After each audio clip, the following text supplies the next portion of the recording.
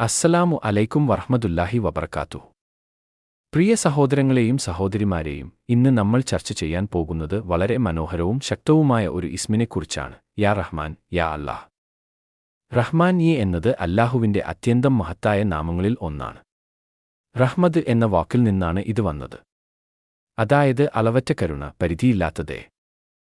ലോകത്തിലെ ഓരോ ജീവനും മുസ്ലിം ആണോ മുസ്ലിം അല്ലയോ എന്നൊന്നും നോക്കാതെ എല്ലാവർക്കും അനുഗ്രഹങ്ങളും ദയയും നൽകുന്നവനാണ് അല്ലാഹു. അതുകൊണ്ടാണ് അവൻ റഹ്മാൻ.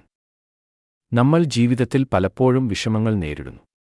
സാമ്പത്തിക പ്രശ്നങ്ങൾ, കുടുംബ പ്രശ്നങ്ങൾ, ആരോഗ്യ പ്രശ്നങ്ങൾ, മനസ്സിലൊതുങ്ങാത്ത വേദനകൾ. ഇത്തരം സമയങ്ങളിൽ മനുഷ്യൻ പലപ്പോഴും ഒറ്റപ്പെട്ടുപോയതായി തോന്നും. പക്ഷേ ഒരിക്കലും മറക്കരുത്, റഹ്മാൻ എന്ന നാമം വിളിക്കുമ്പോൾ നമ്മൾ വിളിക്കുന്നത് ഏറ്റവും കരുണയുള്ള ഒരാളെ തന്നെയാണ്.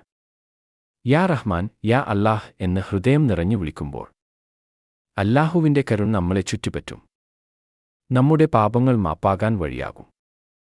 ഹൃദയത്തിൽ സമാധാനം വരും. ജീവിതത്തിലെ ബുദ്ധിമുട്ടുകൾ ലഘുവാകും.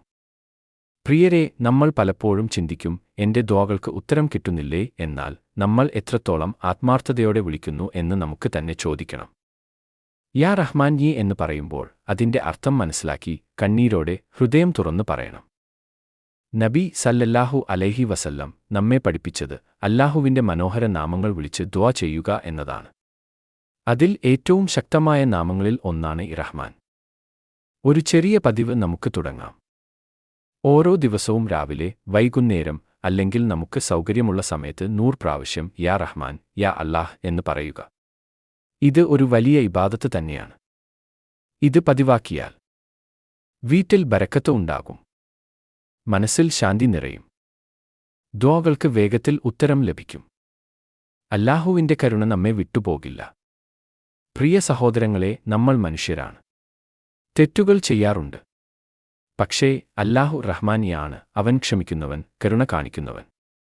അതുകൊണ്ട് തന്നെ എത്ര പാപങ്ങൾ ചെയ്താലും അവന്റെ അടുക്കൽ തിരിച്ചു പോകാൻ ഒരിക്കലും മടിക്കരുത്.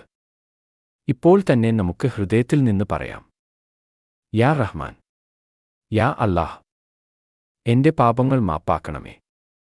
എന്റെ ദുആകൾ സ്വീകരിക്കണമേ. എന്റെ ജീവിതം സുഖകരമാക്കണമേ. ഈ ചെറിയ ദുആ പോലും വലിയ മാറ്റങ്ങൾ കൊണ്ടുവരും. അവസാനമായി ഒരു കാര്യം മാത്രം ഓർക്കുക. നമ്മൾ അല്ലാഹുവിനെ എത്ര വിളിക്കുമ്പോഴും അവൻ ഒരിക്കലും മടുത്തുപോകുന്നില്ല. പക്ഷേ നമ്മൾ വിളിക്കുന്നത് നിർത്തുമ്പോഴാണ് നമ്മൾ നഷ്ടപ്പെടുന്നത്. അതുകൊണ്ട് ഇന്നു മുതൽ നമ്മുടെ നാവിൽ ഈ ദുആ പതിവാക്കാം. യാ റഹ്മാൻ, യാ അല്ലാഹ്. അല്ലാഹു നമ്മെ എല്ലാവരെയും തന്റെ അളവറ്റ കരുണയിൽ ഉൾപ്പെടുത്തട്ടെ. ആമീൻ.